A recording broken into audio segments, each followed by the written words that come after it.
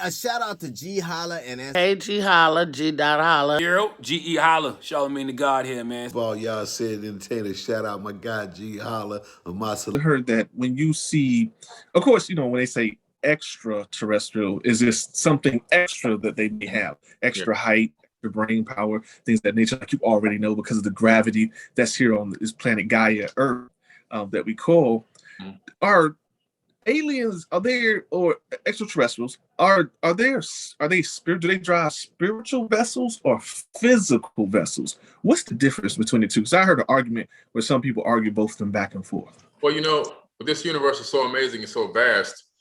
What we're finding out now in the private space industry, because I also own a private space agency called First Class Space, and the interesting thing about it is you discover that there are I guess multiple hypotheses, but also some direct knowledge of these objects. Now, the direct knowledge is that these are physical third-dimensional vehicles that are flying in third-dimensional space-time in this universe, traveling between planets, and even some traveling between star systems, some even traveling between galaxies. So we have intergalactic, interplanetary, extraterrestrials. And then we also have what we call multidimensionals or extra dimensionals. And these are beings that live in higher dimensions that have the capability of phase shifting their subatomic structure to match the frequency of this universe. So we know now in quantum physics and theoretical physics and supersymmetry, we know that our universe is comprised of 11 stacked dimensions.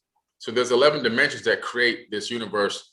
So it's not just what we see here in this third dimension. There's actually more dimensions up and above us. The first dimension obviously is a line. The second dimension is actually connected lines, making two-dimensional objects on a piece of paper. We're in the third, and then it just keeps going up. But what we now know is that there's life in these dimensions.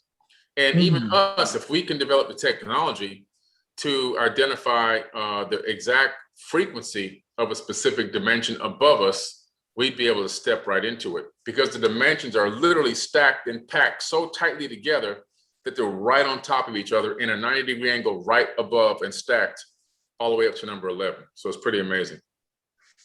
Wow. Man, that's really deep. That's a lot to process. I used to look at this show back in the day.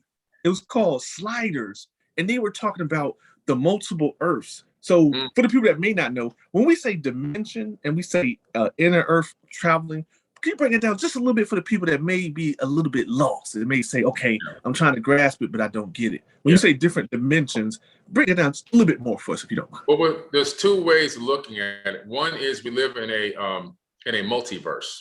This is something a little bit different, or parallel universe, where we have this Earth with its 11 dimensions, and there's another Earth with another 11 dimensions, and these are all really inside of their own individual universes. So in a multiverse, there are multiple universes. Matter of fact, they believe that we're living in a sea of universes, and we're just one bubble of trillions, or maybe even Googles, which is a number. Google is actually a number, and Googles of these actual universes just floating around in this vast, endless sea of universes. And so in the multiverse, from a subatomic or quantum physical level, we understand that everything that can happen will happen, right? So everything that you would have done today and didn't do is being done in that exact specific way in other Earths in the multiverse, because we know that everything exists in superposition of each other, which means that everything exists as a multiple of potentials. And this collapsed potential that we're experiencing right now, where I'm actually talking to you through this device and we're communicating back and forth and we're on this meeting call right now, this is a collapsed potential. But before this actual call happened, there was a multitude of potentials that could have happened. I could have not made the appointment. I could have been stuck in traffic. I could have canceled and rescheduled. In some other realities, we never even got this booking, and so we never got on the call at all. And so, but all these realities actually exist in the multiverse. So somewhere all the possibilities are actually playing themselves out in real time. So you have the multiverse, and then in dimensional, when you're talking about stacked dimensions in this universe, we're talking about the fact that it's this one universe, but this universe consists of 11 different dimensions, and each dimension is almost like a whole another universe stacked within itself. So it's really amazing. Wow, it's dope and deep at the same time to me. I've always been curious about that.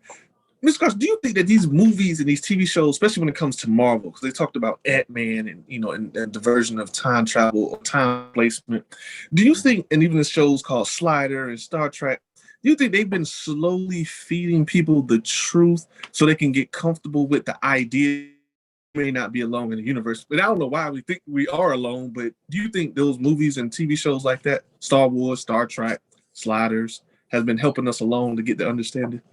Oh yeah, they do a phenomenal job there. You got to remember, the shows you just mentioned, they have real science writers. I'm actually a science researcher for documentaries and a ghost writer for shows. And so they use people who are, well versed in different fields of science to come up with the science behind the script.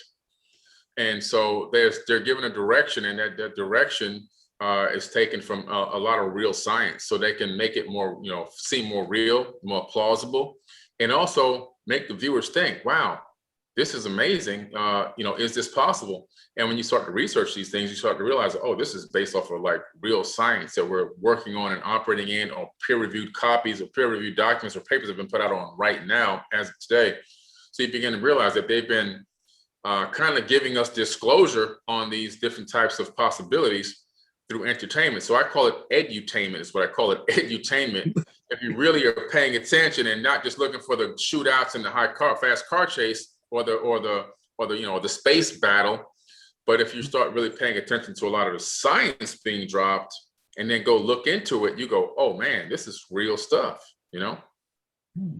That's good. And I'm glad that a brother like you have came to this existence, to this planet, to lead us in the way. Because, a lot of times the Black and brown people, we don't feel a connection, even though we are a part of that essence.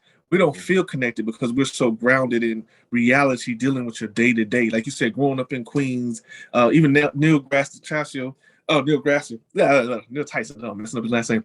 He was born in the Bronx, so I can understand a lot of brilliant minds are in the hood, but we can't get past that because, like you said, you got that gate over here. It's always a gate. It's always something preventing you. Even when you look through these books, look at NASA in the 60s, and we didn't know then, but you never saw any Black or brown people. So you just was like, oh, I'm not worried about that. That has nothing to do with me. So I'm glad brothers like you exist now in this current time.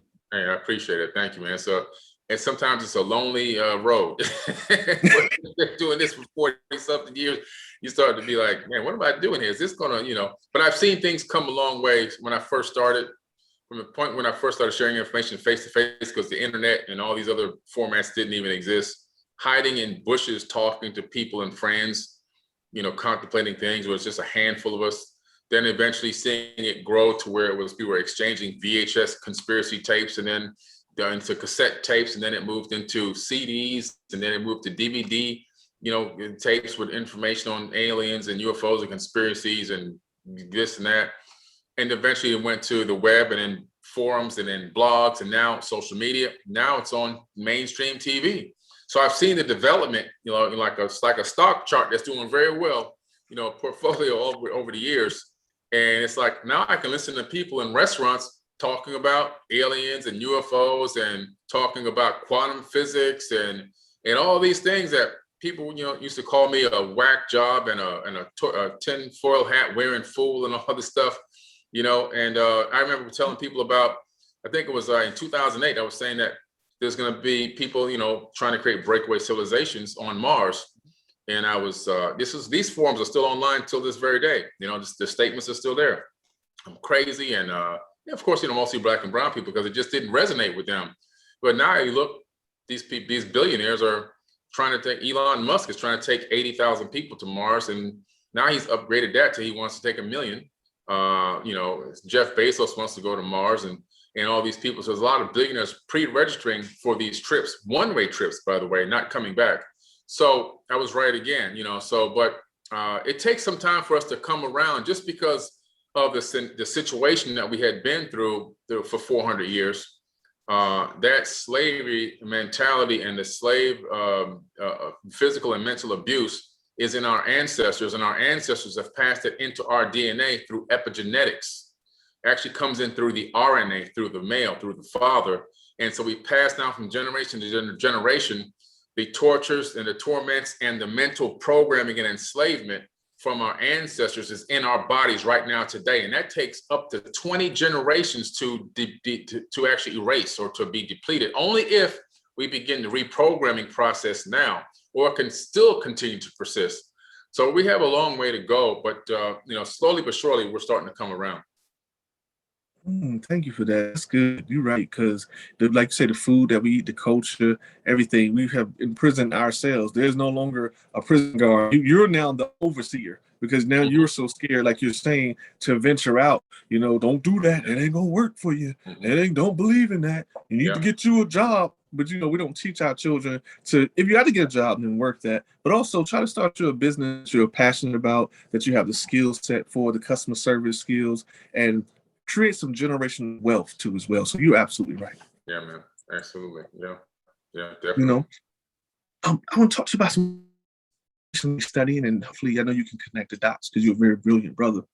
Tell me about this dark night satellite that they say is and isn't there, and this mothership, because I discovered with Elijah Muhammad from the NOI back in the day in the 1940s. He was he was detained by the FBI because of the mothership that he was talking about. Later on, that Farrakhan began to speak of, he saw Elijah Muhammad in the mothership.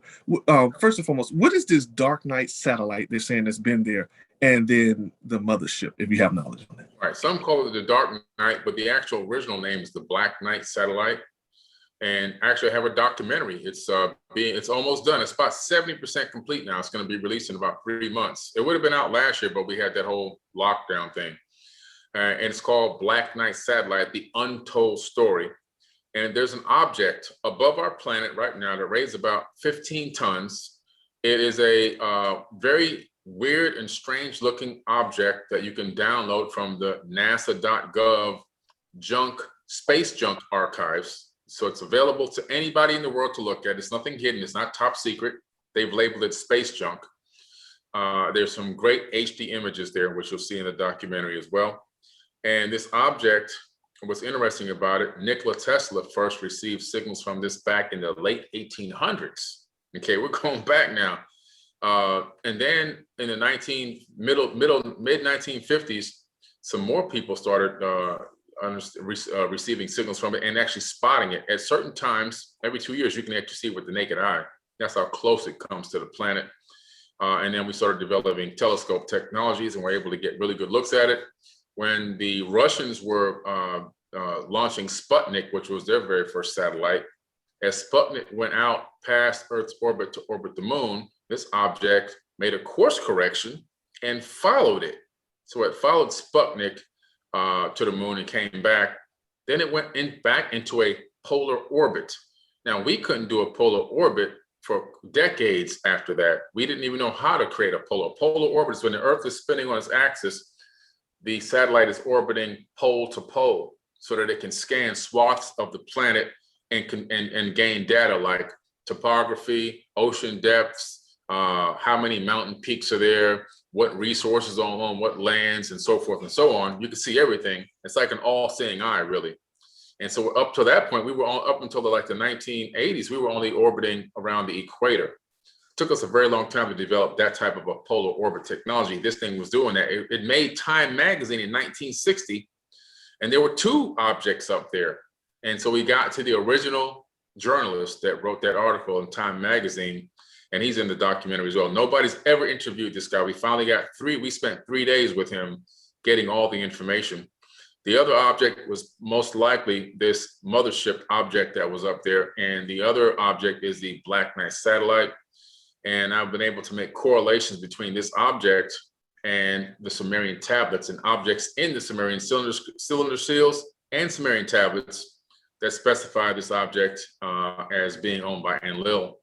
And now ham radio operators were able to get a signal from this thing, and they were able to analyze the signal, and they went to several scientists, and they realized that this signal was giving out a location of a star cluster or star system, a constellation really, named the Epsilon Boötis constellation.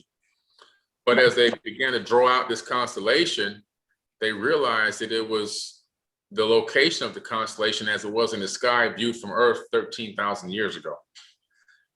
So now all of a sudden we have a potential date of 13,000 years, because if you go based on precessional periods and you go back 2 more precessional periods, it can be 36,000 years ago. But either way, it's interesting that when you look up the Epsilon Boötis constellation, you find 2 amazing things. One thing you find is that the Sumerians had attributed to the god Enlil. So the Anunnaki named Enlil owned that constellation, which is pretty interesting.